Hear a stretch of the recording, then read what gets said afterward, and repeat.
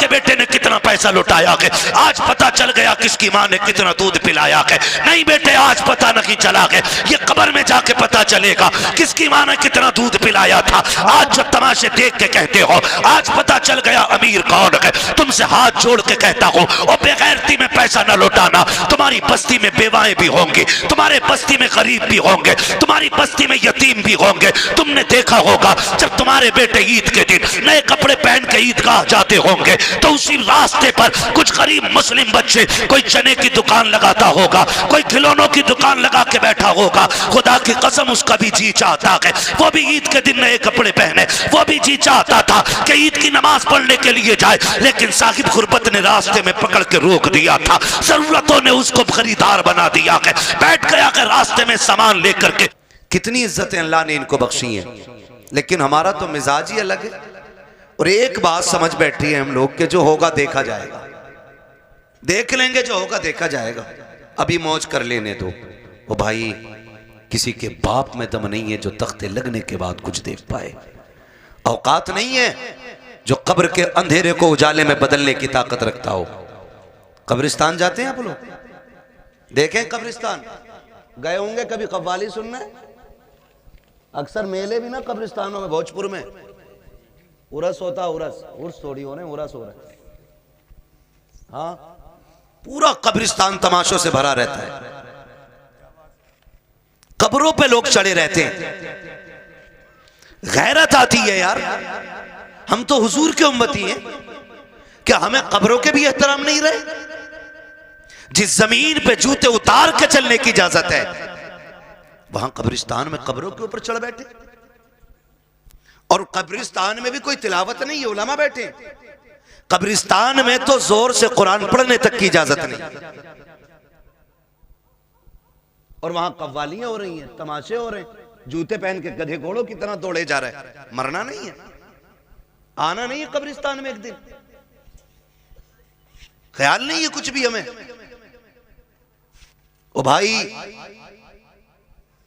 कब्र वो जगह है जहां सबको आके लेटना है, और किसी की कब्र ऐसी नहीं होगी कि किसी की कब्र में ईंट लग गई और किसी की में सोना लग गया, किसी की में लोहा लग गया। कब्र सारी कच्ची होनी है। तजर्बा ना हो तो कर लेना, कब्रिस्तान जाओगे पता चल जाएगा, हुए नाम वरबे निशां कैसे कैसे, जमी खा गई आसमां कैसे कैसे। सुभान अल्लाह, सुभान अल्लाह। सभी को मरना है, लेकिन तैयारी कोई नहीं है, कोई तैयारी नहीं। और कई बार तो सीधे मदरसे वालों को लोग गालियां देते, ताने देते, तरह तरह की बातें करते। अगर मस्जिद का इमाम या मौलवी समझाने बैठ जाए ना, तो कहते हैं जी तब चलेंगे जब खुतबा होगा। मौलाना बहुत कड़वा बोलते हैं, खुतबे के टाइम मस्जिद में जाना है। हमारी कौम इतनी बेगैरत हो गई है, हमें खतीब भी वो चाहिए जो यहां बैठ के शेख चुल्ली की हरकतें पूरी अदा करें, जो मिंबरों पे बैठ के तमाशे करें, जिनकी बातों में मजाकें हों। हम इतने बेगैरत होते चले जा रहे हैं। इन महफिलों का मतलब यह होता था, अगर कोई गुनाह का आदी होता था तो महफिलों में आकर के तौबा करके उठा करता था। आज ये मकसद खत्म हो गया। कह रहा बड़ा मजा आया यार, वो तो माइक फेल कर गया, उसने तो साउंड उड़ा दिए, उसने तो पत्ते बजा दिए, कुछ नहीं बजने वाला। आज दम है ना सीने में, तो आज बज रहा है जो भी बज रहा है। आज ताकत है ना, आप भी बुला रहे हो, डॉक्टर साहब भी कह रहे हैं आ जाना।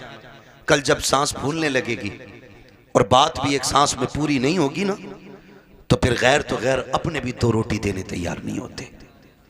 ये दुनिया बड़ी बेवफा है, इसके धोखे में मत रहना। तुम जितना चाहो कमा लो, तुम्हारा कमाया हुआ रखा रह जाएगा, तुम्हारे बाद वाले मौज करेंगे, हिसाब तुम्हें देना पड़ेगा। ये याद रखो, मेरी कमाई का हिसाब मुझे देना है। खाएंगे बच्चे हिसाब में दूंगा, खाएंगे बच्चे हिसाब आप दोगे। तो जिंदगी ऐसी गुजार के जाओ कि जो हिसाब भी आसान हो जाए और कब्र की मंजिलें भी आसान हो जाए। हम किधर चलने लगे, हम किधर? नहीं नहीं जी, मौलवी साहब को हटाओ, इन्होंने तो मेरे जुए के बारे में बात कर दी, ये इमाम नहीं रहेगा। इसने मेरे सट्टे के खिलाफ बात की है, ये इमाम नहीं रहेगा। इसने ढोल के खिलाफ तकरीर की है, मेरा बेटा तो इकलौता ही था ना, मुझे तो आतिशबाजी करनी थी, और यार कई लोग कहते हैं कि शादी एक बार होती है। मैं कहता हूं भाई शादी एक बार होती है तो जिंदगी भी एक ही बार मिलती है। अभी से जैसे चाहो गुजार लो। इसे चाहो तो अल्लाह को राजी करके गुजार लो और इसे चाहो तो अल्लाह को नाराज करके गुजार लो। माफ कीजिएगा, अगर मैं अभी खड़ा कर लूं ना तो 90% नौजवानों को नमाज याद नहीं होगी। 100 में 90 लोगों को नमाज दुरुस्त याद नहीं होगी। ये कंडीशन है हमारी। और कुरान वाला आ जाए और बैठे हो हम लोग नीचे तो कुरान वाले के लिए उठ के खड़ा नहीं हो सकता, क्योंकि ये मुखिया का बेटा है, ये प्रधान का बेटा है, ये ठेकेदार का बेटा है, ये जमींदार का बेटा है। लाओ दुनिया की सारी डिग्रियां उठा के ले आओ, वकालत भी ला के पल्ले में रखो, जजों के पूरे जजमेंट ला के रखो, दुनिया के बड़े बड़े लोगों की प्रोफेसरों की तालीम ला के पल्ले में रखो, अमीरों की सारी दौलत ला के रखो, पैसे वालों का पैसा रखो, सोने वालों का सोना रखो, जितनी सारी दौलत दुनिया में है एक पल्ले में ला के रखो। मैं कुरान वाले के सीने की एक आयत लेके आता हूं, खुदा की कसम पूरी दुनिया की दौलत मिलकर के कुरान की एक आयत का मुकाबला नहीं कर सकते। धारे तकबीर, धारे रिसालत, बस लगे आला हजरत उलमाए सुन्नत हजरत अल्लामा मुफ्ती हम्माद साहब मुरादाबादी, धारे हैदरी जिंदाबाद जिंदाबाद। पढ़ें कुरान, पढ़ें नौजवानों, मरना है सबको। जनाजे उठते हैं हर उम्र में, ये कोई जरूरी नहीं है बाल सफेद होंगे तब बंदा मरेगा। हाँ, अब तो अक्सर बूढ़े बैठे रह जाते हैं, एक ही घर से 4-4 जवान चले जाते हैं, पता चला अभी दादा बैठा है, अभी बाप बैठा है, बेटे चले गए। गारंटी नहीं है, कोई गारंटी नहीं है। कब्र वो जगह है कि जिसको अंधेरे का घर कहा जाता है, जिसको कीड़ों का घर कहा जाता है, हाँ, जिसको बिच्छुओं का घर कहा जाता है, जिसको सांपों का घर कहा जाता है। ये तो करम है अल्लाह का, उसने मट्टी डाल के बंदों के ऐब छुपा दिए। अगर वो खोलने पे आ जाए तो बड़े अच्छे अच्छे मुंह नहीं दिखा सकते। हम किसी को क्या नीचा करेंगे? कोई कह दे यार दाढ़ी रख ले तो कह रहा चलो तुम ही जन्नत में चले जाइयो। खेल समझ रखा जिंदगी को, तमाशा ही ये भी कोई। यकीन नहीं आता तुम्हें ना, जाओ हॉस्पिटलों में जाके देखो, ऑक्सीजन लगे पड़े मुंह पे, ऑक्सीजन, सांस नहीं ले पा रहे। दौलत जाके पूछना, कोई कहेगा ये करोड़पति लेटा है, कोई कहेगा ये अरबपति लेटा है। अगर दौलत ही सब कुछ होती ना तो मुंह पे ऑक्सीजन नहीं लगता। लेकिन अल्लाह दिखाता है, देख किस अकड़ में रहता था, आज मैंने तुझे सांस सांस के लिए मोहताज कर दिया है। जब जवानी थी, जब ताकत थी ना, तो बोलता था ना, अरे जाओ देख लेंगे, जाओ देखा जाएगा। क्या कब्र में देखेगा? जब सांस फूलती है ना तो पूरी दौलत देख करके बंदा ना एक सांस वापसी की ख्वाब देखता है, तमन्ना करता है। तुम नहीं जानते हो, खुदा की कसम तारीख पढ़ करके देखो, बड़े बड़े दौलत वालों को देखो, आज अकड़ आ गई है, 4 पैसे आ जाते हैं फिर दीन कुछ नहीं है। जितने बड़े दौलत वाला उतना बड़ा अय्याश बना बैठा है, जितना बड़ा अमीन है उतना बड़ा चैलेंज कर रहा है, जिसके पास दौलत कसरत से है उतनी बेगैरती के साथ जिंदगी गुजारता जा रहा है। हमारी कौम का हुआ क्या है, ताशों में हम लग गए, ढोलों में हम लग गए, तमाशे हमसे आबाद गए, मस्जिदें हमने वीरान कर रखी है। क्या जवाब खुदा को जाके दोगे? मुझे बताओ तो सही, जिसकी नाफरमानी करते हो उसके एहसानात याद है कि नहीं? तू सो के नहीं उठता है, खुदा नाश्ता पहले दे देता है। तू इबादत एक वक्त की नहीं करता, दोपहर का खाना खुदा देता है। तुझे जोहर असर का याद ख्याल नहीं आता, मगरिब का सजदा तूने नहीं किया, शाम का खाना उसने दे दिया है, ईशा की पढ़े बगैर तू तो सो गया था। तुझे तो कपड़ों का होश नहीं, तुझे तो बदन का होश नहीं। वो कैसा मालिक के कुल है, तुझे बेहोशी के आलम में ऑक्सीजन की कमी नहीं करता है, फेफड़ों की रफ्तार नहीं रोकी जाती है, नफ्स बराबर चला रहा है, दिलों की धड़कनें बराबर चल रही है। ये सब कुछ कौन कर रहा है?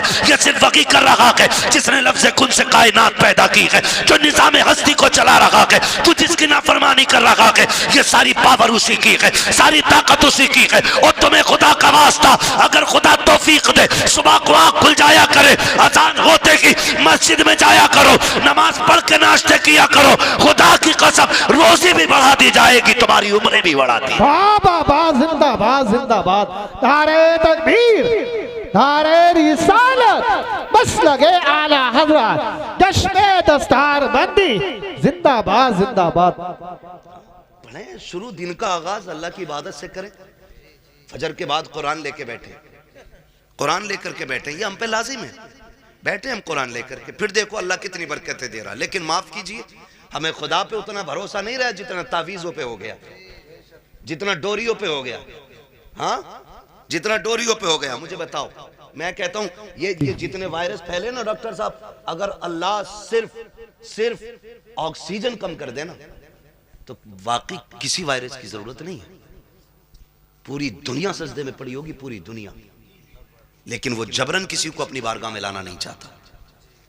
वो तो कहता अब मैंने तुझे दोनों रास्ते दिए, तुझे जन्नत का भी मालूम है, दोज़ख का भी मालूम है, अब फैसला तुझे करना, तुझे मैं प्यारा हूं या तुझे दुनिया प्यारी है? कह रहा मौलाना मैं कतई हराम काम ना करता मगर मजबूरी आ गई, बालक भूखे थे।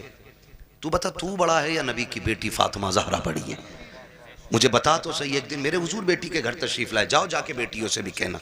आज कितने घरों में इसलिए तलाक हो जाती है, बेटियों के शौक पूरे नहीं हो पाते ना, तो शौहरों को गालियां देती हैं, ताने देती हैं, तो फिर शौहर मजबूरी में तलाक दे देता है। जाओ जाके बेटियों से कहो, कामयाबी ये नहीं है कि तू 70,000 का जोड़ा पहने, कामयाबी ये नहीं है तू 20,000 का लहंगा पहने। कामयाब बेटी वो है जो पैबंद लगे कपड़े पहन के शोहर को राजी करके दुनिया से चली जाए, वो सबसे ज्यादा कामयाब बेटी है। लेकिन ख्वाब बड़े, शौक बड़े। जब से ये आए ना ये खिपड़े मोबाइल है, अब तो नमाज छोड़ देगी लेकिन सीरियल नहीं छोड़ेगी, रोटी में लेट हो जाएगा लेकिन सीरियल देखेगी। ये तमाशे हमारे घरों में आ गए, और वो फैशन फिर हमारी नस्लों में उतर आया, वही फैशन उतर आया, वही फैशन हमारी नस्लों में उतर आया। हमें हो क्या गया? आज दुनिया चीख रही है, दुनिया चीख रही है। फिर वो जब देखती है तो शोहर से कहती है मुझे ये चाहिए ऐसे कपड़े। शोहर बेचारा 500-600 रुपए रोज का कमाने वाला, 500-600 रुपए रोज के अब तो खर्चे भी हैं घर के। गरीब से गरीब तर बंदे का खर्च कम से कम 1000 रुपए घर का हो गया, जो महंगाई का दौर है। मेरी बेटी मेरी बहन, अगर शोहर 600 रुपए कमा के ला रहे, बता बच्चों का पेट भरे या तेरे शौक पूरे करे? खुदारा इन शौकों का गला घोटो, जिंदगी इसका नाम नहीं है। एक दिन मेरे हुजूर बेटी के घर तशरीफ लाए, जब बेटी के घर तशरीफ लाए दरवाजे पे दस्तक दी, आवाज आई मन दक्कल बाब। दरवाजा किसने बजाया? हुजूर फरमाते हैं अना मोहम्मदुर रसूलुल्लाह। बेटी मैं तुम्हारा वालिद आया हूँ। कहती हुजूर अकेले हैं या कोई साथ में? हुजूर फरमाते हैं बेटी अकेला हूँ। फरमाया फिर अंदर आ जाए, और अगर कोई साथ में हो तो मुझे चादर दे। हुजूर अंदर तशरीफ लाए, बेटी मुसल्ले पे बैठी है, सुने कान खोल के। जब अंदर आए बेटी मुसल्ले पे बैठी है, हुजूर के इस्तकबाल में उठ के खड़ी हुई, कदम कांप गए, कदम काट गए। मैं किसकी बात कर रहा हूँ? खातून जन्नत, जिनको जन्नती औरतों की मलका बनाया गया है, हाँ, जिनके सरदारी का वादा मेरे हुजूर ने ले लिया, मैं उनकी बात कर रहा हूँ। आज के घर की बात नहीं। आज कोई मौलवी की बेटी, कोई किसान की, कोई प्रधान की, कोई जमींदार की, कोई चौकीदार की, आज मुस्तफा की बेटी नहीं है। लेकिन मिजाज फिर भी आज के देखिए, और कल की बात देखिए, खड़ी हुई मुसल्ले पे। हुजूर फरमाते हैं फातिमा ये बात क्यों कही? कोई हो तो चादर दे दे और ना हो तो अंदर आ जाए। कहती हैं अब बाबा जो दुपट्टा मैंने ओढ़ रखा है ना, इसके पैबंद खुल गए हैं, कोई और होता तो मैं इसके ऊपर से आपकी चादर डालती, लेकिन बाप है और बाप बेटी का पर्दा क्या। जब आए ना तो बेटी कांपी, गिरने लगी। हुजूर ने बेटी को संभाला। फरमाते फातिमा खैर तो है? कहती या रसूलल्लाह फाकों से कमजोरी इतनी आ गई है कि खड़ा नहीं हुआ जाता। हुजूर की आंखों में आंसू आ गए। फातिमा क्या चाहती है? महबूब बेटी तेरी और इतने फाके? मेरे नबी ने फरमाया बेटी मुसल्ले का कोना हटा। जब कोना हटाया ना तो मुसल्ले के नीचे हीरे जवाहरात का दरिया था। आका फरमाते बेटी जितने चाहे भर ले, मगर याद रखना या तो दुनिया ले लो या आखिरत ले लो। खातून जन्नत ने वही कोना छोड़ दिया। कहती आका फातिमा की पूरी जिंदगी खुदा के लिए गुजरी है, मुझे इस दौलत की कोई जरूरत नहीं है। आज हुआ क्या है हमें? आज हुआ क्या है? बात बात पे बेटियां तलाक मांगने लगती हैं। चल चल तेरे घर में सुख नहीं पाया, तेरे घर में सुकून नहीं पाया। और जब लड़ाइयां होती हैं ना तो फिर ये भी फोन करके कहते हैं आऊं क्या बेटी? वो कहती है आओ अब्बा जरा देखियो ही ना आके। सुनो, शादी के बाद औरत के हक में सबसे ज्यादा ताकतवर उसका शोहर होता है। बाप चाहे करोड़पति क्यों ना हो, शोहर से ज्यादा ताकतवर कोई नहीं उसके लिए।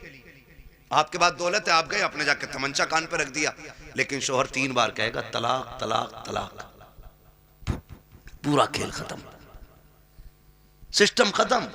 अब आप कुछ नहीं कर सकते। मार सकते हो, लेकिन बेटी को जिंदगी नहीं लौटा के दे सकते। जो इज्जत गई है वो नहीं लौटा के दे सकते। आपसे भी थोड़ी सी गुजारिश है, मियां बीवी के झगड़े हुआ करे तो उड़ के न जाया करो, उड़ के न जाया करो। क्या कर बेटी गलती तेरी है तो राजी तू कर, और गलती शोहर की है तो फिर हम बाद में बात कर लेंगे। गरम गुस्से पे ना जाओ। नुकसान किस चीज का हो रहा है? झगड़े पहले भी होते थे और आज भी हो रहे हैं, लेकिन फर्क इतना, पहले झगड़े होते थे और बीवी घर जाते जाते 8 दिन लग जाते थे, गुस्सा ठंडा हो जाता। और आज तो औरतें भी इतनी चला के पहले फोन लगा लिया, फिर कह रही है आदमी से बताओ क्या कह रहे थे तुम, फोन चालू है, मेरे बाप को क्या कह रहे थे, तो वो उसे क्या मालूम फोन लगा हुआ, वो कह रहे तेरे बाप को भी देख लूंगा मैं, वो सुन रहा है उधर। अभी झगड़ा खत्म नहीं हुआ, गाड़ी दरवाजे पे, क्या कह रहा भाई देख के दिखा, आए गिरबान पकड़ लिया, बस इतनी गुस्सा का पीता हो गई तलाक, मरो अब जा करके। और ये तलाक कराने वाले खुद अपनी बेटी को इज्जत के टुकड़े नहीं दे पाते।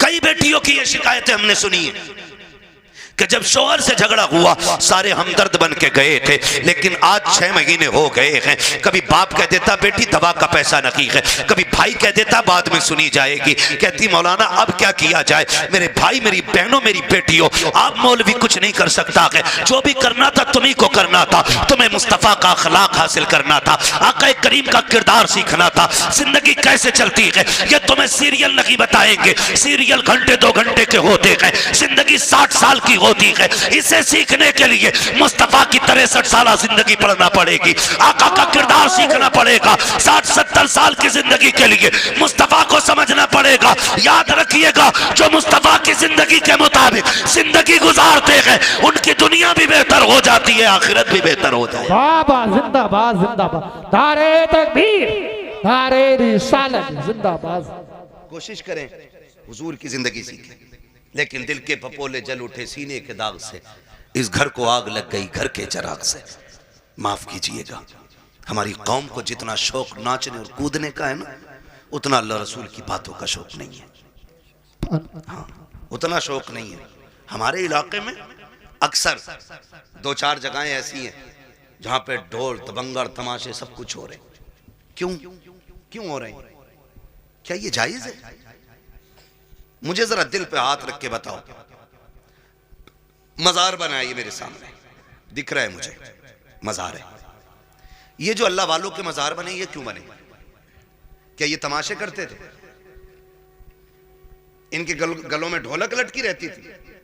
मजार उनके बने हैं जिन्होंने रातें भी जाग के गुजारी हैं, दिन रोजों में गुजारे हैं। इबादत करने वालों के मजार बने और उनके मजार पे पक्के पक्के शराबी बेनमाजी आते हैं। एक की दाढ़ी नहीं होती और कह रहा मुझे चढ़ गया चिश्ती रंग। रंग ये रंग है चिश्ती? एक वक्त मस्जिद में जाने की तौफीक नहीं, वो कह रहा है मुझे चढ़ गया चिश्ती रंग। ये चिश्ती रंग है? ये शैतानी रंग है तुम्हारा, ये इबलीसी रंग है। रंग चढ़ा था अबू बकर पे, रंग चढ़ा था मेरे नबी का उमर पे, रंग चढ़ा था उस्मान गनी पे, रंग चढ़ा था मौला अली पे। बाबा बाबा जिंदाबाद। इन लोगों पे रंग चढ़े, ये लोग हैं अल्लाह वाले। आज तमाशे माफ कीजिए, हाथ जोड़ के कह रहा हूं, बुरी लगे लगे, मैं आईना हूं दिखाऊंगा दाग चेहरे के, जिसे खराब लगे सामने से हट जाए। मैं चापलूसी करके डॉक्टर साहब ने बुलाया, साहब के हुक्म था, कारी साहब के बिला की मेहनत है, तो मैं इसलिए नहीं आया हूं तुम्हारी चापलूसी करके पैसा बटोर के निकल लूं। इतना कड़वा बोल के जाऊंगा कि आखिरी सांस तक याद रखोगे। हाँ, आखिरी सांस तक याद रखोगे, इतना कड़वा बोलूंगा। इसलिए कि फ्री की जन्नत मेरी झोली में नहीं। मुझे पता जन्नत सस्ती होती तो हुसैन करबला में 72 साल न कटवाता। क्या बात। जन्नत इतनी सस्ती होती तो बिलाल कभी खाल अंगारे और कोयलों से न जलवाते। जन्नत मुश्किल थी ना, तभी तो अंगारों पे जलाए गए। सुहैब रूमी जैसे लोग, हुजूर के ऐसे आशिक, खुदा की कसम तारीख पढ़ो आज भी कलेजे कांपते। क्या किया हमने दीन के लिए? क्या किया? हाँ, होता क्या, उरस आ गया बाबा का, चंदा दे दो। पहली बात तो सुने, हलाल कमाई इतनी इज्जत वाली होती है। फरमाया गया हलाल कमाई का 1 रुपया भी अगर कब्र में गिर जाए और तख्ते लगा दिए गए हों, फरमाया गया तख्ता हटा के रुपया निकाला जाए। 1 रुपए की इतनी वैल्यू है, जबकि सगा भाई मुंह ना देख पाया हो, बेटे ने बाप को ना देखा हो, बाप ने बेटे को ना देखा हो, तख्ते हटा के मुंह दिखाने की इजाजत नहीं है। लेकिन रुपया निकालने का हुक्म है। तेरे रुपए की इतनी अहमियत है इस्लाम की नजर में, और हमारी नजर में कितनी अहमियत है। उर्स हारिया बाबा का, ठीक है उर्स करो, लेकिन शरीयत के दायरे में करो। उर्सों से मुखालफत नहीं, तुम्हारे तमाशों से तकलीफ है। सुन सकते हैं कड़वी बातें, बोलूं जरा मैं। मेरे सामने नौजवान बैठे, जवान बिगड़ते हैं तो बच्चे इनकी उंगली पकड़ के मेलों में जाते हैं। आज 28 साल का मेले में गया तो 8 साल का उंगली पकड़ के गया, कल ये 28 का होगा, 8 के को पकड़ के ये ले जाएगा। ऐसे ही उसूल चलता रहेगा और तुम जाहिल के जाहिल रह जाओगे, कभी तरक्की नहीं कर पाओगे। ये हालत हमारी रहेगी, याद रखना। उर्स आर्या साहब बड़े धूमधाम से चादर घूम रही है, चंदा हो रहा, ठीक है करो। फिर क्या होता, कव्वाला आर्या, नाम नहीं बताऊंगा, बुरा लग जाता लोगों को, मेरा नाम माइक में लिया था भाई, कव्वाला आ रहा, कौन है ना, फना आ रहा है। अच्छा, फिर तो सारे ही दीनदार होंगे कि ना। जवाब के लिए एक लेडीज भी बुलाई है। इतना बड़ा मजमा मेरे सामने बैठा है, दिल पे हाथ रख के बताए, हम में से कौन इतना बेगैरत है जो अपनी बहन बेटी को दूसरे के सामने स्टेज पे नचाना पसंद करता हो? है कोई इतनी बड़ी भीड़ में जो अपनी बहन बेटी के बारे में ये चाहे कि मेरी बेटी 4 लोगों के सामने कपड़े उतार के ना चले? हम तो अपने घर के अंदर इतने गैरत वाले बनते कि बेटी के सर से दुपट्टा भी उतरने नहीं देते। जब हमें अपनी बेटी के बारे में इतनी गैरत आती है तो फिर वो जो आके स्टेज पे बैठी, वो भी तो किसी की बेटी होगी ना। ओ भाई, वो भी तो किसी के घर की इज्जत होगी। मुझे बताया जाए, हमें अपनी बेटियों की इज्जत इतनी प्यारी है तो पराई बेटी को नचाने का हक तुझे किसने दिया है? और वो भी कौम के गैरत वाले पैसे से, जिसे किसी ने बट्टे पे कमाया, किसी ने फैक्ट्री में कमाया, किसी ने पसीना बहा के कमाया, किसी ने गेहूं कटाई में कमाया, किसी ने धान कटाई में कमाया, किसी ने रात दिन मेहनत करके कमाया, उसे तुम लोगों के अय्याशियों पे खर्च कर देते हो थोड़ी सी देर की जहनी अय्याशी के लिए। का इधर से मुकाबला होगा, इधर से मुकाबला करने वाली होगी, इधर से शेर होगा, उधर से जवाब आएगा, आग लगे इस बेगैरती को। उसी में देखा जाता है चंद कौम के बेगैरत अमीर आगे टेबल लगा के बैठ जाते हैं, नोटों की यूं बारिशें किया करते हैं, चंद बेगैरत वाह में लग जाते हैं, कहते तो देखो फला के बेटे ने कितना लुटाया है, फला के बेटे ने कितना पैसा लुटाया है, आज पता चल गया किसकी मां ने कितना दूध पिलाया है। नहीं बेटे, आज पता नहीं चला है, ये कब्र में जाके पता चलेगा किसकी मां ने कितना दूध पिलाया था। आज जो तमाशे देख के कहते हो आज पता चल गया अमीर कौन है, तुमसे हाथ जोड़ के कहता हूं और बेगैरती में पैसा न लुटाना। तुम्हारी बस्ती में बेवाएं भी होंगी, तुम्हारे बस्ती में गरीब भी होंगे, तुम्हारी बस्ती में यतीम भी होंगे। तुमने देखा होगा जब तुम्हारे बेटे ईद के दिन नए कपड़े पहन के ईदगाह जाते होंगे तो उसी रास्ते पर कुछ गरीब मुस्लिम बच्चे कोई चने की दुकान लगाता होगा, कोई खिलौनों की दुकान लगा के बैठा होगा। खुदा की कसम उसका भी जी चाहता है वो भी ईद के दिन नए कपड़े पहने, वो भी जी चाहता था कि ईद की नमाज पढ़ने के लिए जाए, लेकिन साहिब गुरबत ने रास्ते में पकड़ के रोक दिया था, जरूरतों ने उसको खरीदार बना दिया है। बैठ गया कि रास्ते में सामान लेकर के हम खरीदते तो चले जाते हैं, लेकिन गुर्बत का ख्याल किसी को नहीं आता। हाँ, तेरे पास दौलत है, तुझे रब ने पैसा दिया था तो अय्याशियों के लिए तो नहीं था, कव्वाली और तमाशों में लुटाने के लिए नहीं था। काश क्या की अच्छा होता तू इस पैसे को उठाता, चांद रात वाले दिन किसी यतीम के दरवाजे पे रात के अंधेरे में अंदर डाल के आ जाता, पर्चा बना के डाल देता। ईद सिर्फ मेरी नहीं है, ईद तुम्हारी भी है, इससे तुम भी ईद मनाना। खुदा की कसम अगर उस पैसे से किसी गरीब की ईद हो जाती तू कब्र में बाद में जाता, मदीने वाला तेरी कब्र में पहले तशरीफ। जिंदाबाद जिंदाबाद, बहुत अच्छे हजरत, जिंदाबाद जिंदाबाद। जो करने के काम थे वो किए ही नहीं, और जो ना करने के तो डूब गए जा करके। हुए नाम वर बेनिशां कैसे कैसे, जमीन खा गई आसमां कैसे कैसे। अल्लाह ने तुम्हें दौलत दी है ना, खर्च करने से कौन रोकता है? लगाओ, लेकिन वहां जहां लगाने की जगह, जहां खर्च करने की जगह। हमारे कमाई मेहनत की है तो हम क्यों हराम काम में लगाएं जिसका नतीजा कुछ ना हो। यार, मैंने किसी किसान को ढेला के धार में आज तक गेहूं बखेरते हुए नहीं देखा। क्यों नहीं बखेरता भाई? इसलिए कि इसमें बखेरूंगा तो मिलेगा क्या? सारे ही बह जाएगा। एक पक्की जमीन में 6 बार हल चला के दाना डालता है, सिर्फ इस उम्मीद पे कि इससे गेहूं उग के आएगा, एक के बदले में 7 बालें मिलेंगी, हर बाल में 70 दाने मिलेंगे। हम किसान से ताल्लुक रखने वाले लोग तो हम तो दाना भी बेकार जगह नहीं डालते। जब दाना बेकार जगह नहीं डालते तो आप पैसा बेकार जगह कैसे डाल सकते हैं?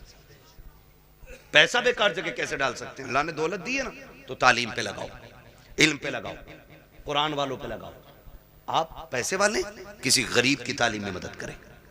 हम सबसे फिड्डी कौम है तालीमी एतबार से, पूरे मुल्क में सबसे निचले तबके में हम इस वक्त तालीमी एतबार से गवार हैं। हम लोग इतने गवार, डॉक्टर साहब अक्सर निकलना होता है, हम लोग तो रातों के मुसाफिर हैं और अक्सर कहते हैं उजाले अपनी यादों के हमारे साथ रहने दो, न जाने किस गली में जिंदगी की शाम हो जाए, है ना। जिंदगी मौत, मौत बहुत तेजी से हमारी तरफ बढ़ रही है, बहुत तेजी से। वो बहुत दूर नहीं है, बहुत तेजी से, बस इशारे की देर है, बस यूं ही पकड़ लिए जाओगे, हिलने का मौका नहीं मिलेगा। कई बार डॉक्टर साहब इस बात का जिक्र करते, मुझसे कहने लगे मुफ्ती साहब मैंने देखा, कई बार लगता है डॉक्टरों को कि यार ये क्या 2 खुराक में ठीक हो जाएगा, लेकिन वो मर जाता है। वो कई बार ऐसे मरीज हमारे पास आते हैं कि लोग कह देते हैं बचेगा नहीं, लेकिन फिर भी बच जाता।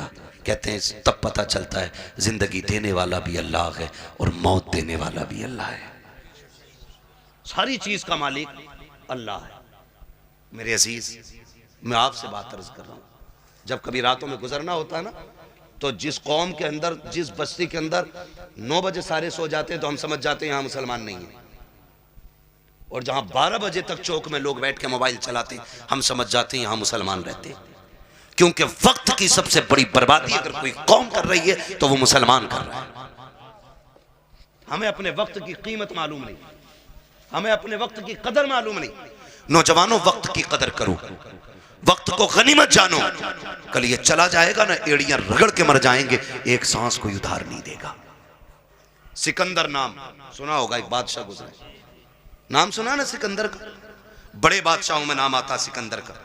सिकंदर अपनी मुहिम पर था और रास्ते में, सफर में उसे सांप ने काट लिया।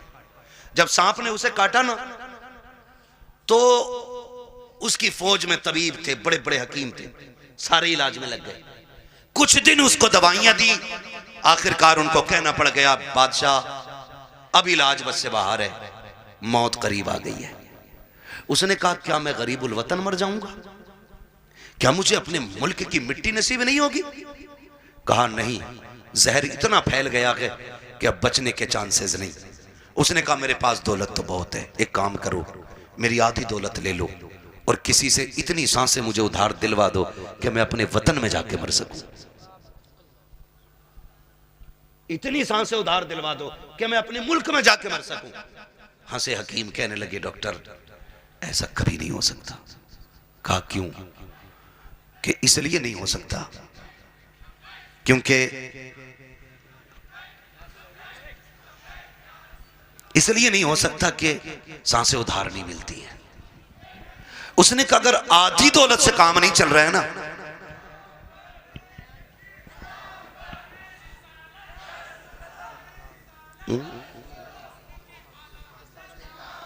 अगर आधी सांसों से भी, उसने कहा अगर आधी दौलत से काम नहीं चल रहा है ना, तो कहा फिर ऐसा करो मेरी पूरी दौलत उठा लो। तवज्जो है सारे लोगों की? तवज्जो करें जरा, मेरी तरफ देखें। उसने कहा अगर आधी दौलत से सांसें नहीं मिल रही ना, तो उसने कहा मेरी सारी दौलत ले लो, मेरी सारी दौलत ले लो, लेकिन इतनी सांसें मुझे दिलवा दो कि मैं अपने वतन में जाके मर सकूं। भाई शांति से आके बैठ जाओ। उसने कहा इतनी सांसें मुझे दिलवा दो कि मैं अपने वतन में जाके मर सकूं। तो उसने कहा बादशाह पूरी दौलत लेकर भी तुझे एक सांस कोई उधार नहीं दे सकता। उसने कहा फिर सुनो, अगर मेरी दौलत किसी काम की नहीं है ना, तो फिर एक काम करना, मैं मर जाऊं ना तो मेरे हाथ कफन के बाहर निकाल देना। क्या करना है? कफन के, बोले कफन के, मैं मर जाऊं तो मेरे हाथ कफन के बाहर निकाल जान देना। क्यों सिकंदर? उसने कहा ताकि जमाने को पता चल जाए दौलत पे भरोसा ना करना, ये सिकंदर के काम ना आ सकी तो तुम्हारे क्या काम आ सकती है। और ये भी निकाल के बता देना कि मैं वो बेवकूफ बंदा हूं जिसने सब कुछ दौलत को समझा था, लेकिन जब आया था तब भी हाथ खाली थे और जा रहा हूं तब भी हाथ खाली है। मेरे अजीज, मौत जब आएगी ना, एक लम्हे का मौका नहीं देगी, एक मिनट का मौका नहीं देगी, आपको सीधा नहीं होने देगी। तुमने देखा होगा शद्दाद ने जन्नत बनवाई, सुना है कि नहीं? शद्दाद ने जन्नत बनवाई, ख्वाब कितने बड़े थे कि पूरी जिंदगी ऐश की जिंदगी जन्नत में गुजारूंगा, लेकिन जब मरा ना तो जमीन व आसमान के बीच में लटका हुआ था। और ये भी आता है कि एक पैर जन्नत के बाहर था और एक पैर अंदर था। अल्लाह ने कहा खींच लो रूह, इसे इसकी औकात पता चल जानी चाहिए, इसे इसकी हैसियत पता चल जानी चाहिए। नमरूद कितनी बड़ी ताकत का मालिक था, इतना बड़ा ताकतवर के खुदाई का दावा कर बैठा। अल्लाह ने एक मच्छर से मरवा दिया ताकि दुनिया को पता चल जाए सबसे बड़ा खुदा अल्लाह है, सबसे पावरफुल सिर्फ खुदा की जात है। और उसके उसूल से बगावत करोगे तो कोई बचाने वाला नहीं होगा, कोई बचाने वाला नहीं होगा। माफ कीजिएगा, मैयतें होती हैं कि नहीं होती? होती है मैयतें, दफन में जाते हैं सारे लोग, जाया करो, जाया करो, पढ़ी नहीं की है, पता चल जाए इंतकाल हुआ है किसी का, कहीं भी पहुंच सकते हो। ईमान के साथ बंदा गया तो जरूर जाया करो। अगर वो नेक होगा तो अल्लाह उसके सदक़े में तुम्हें बख्श देगा, और अगर तुम नेक होगे तो अल्लाह तुम्हारे सदक़े में उसे बख्श देगा। ये किया करो। और अब तो माफ करना, जनाजे भी ना जनाब, जनाजे भी अब तो बदले का बदला है, जनाजे भी बदले का बदला है। हमारे अब्बा के में आओगे तो तुम्हारे अब्बा के में आएंगे, तुम नहीं आओगे तो हम नहीं आएंगे। ये बात क्लियर? तुम आओगे तो हम आएंगे और तुम नहीं आओगे तो हम नहीं आएंगे। बता सवाब किसे मिला?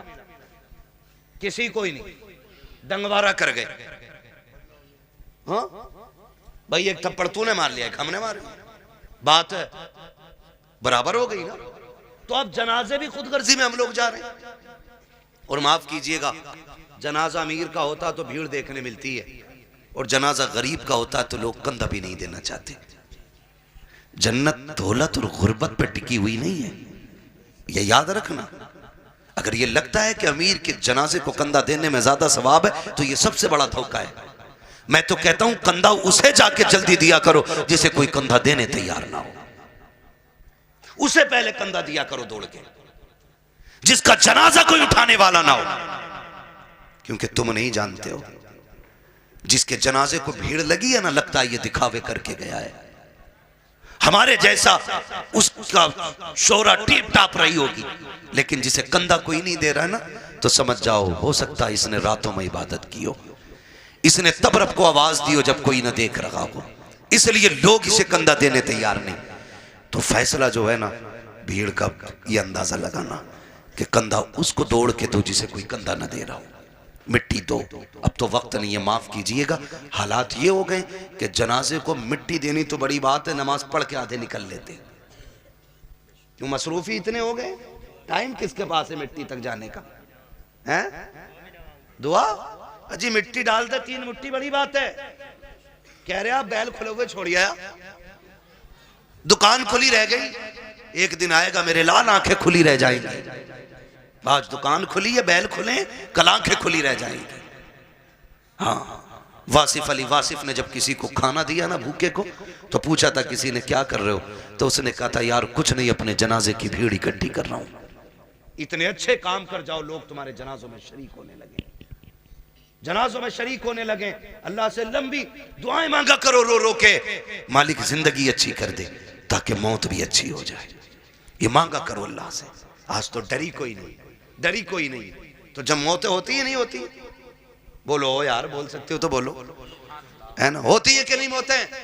लोग मरते हैं, जिन्हें यकीन ना हो अल्लाह उन्हें दिखा दे जल्दी कि लोग कैसे मरते हैं। डर गए?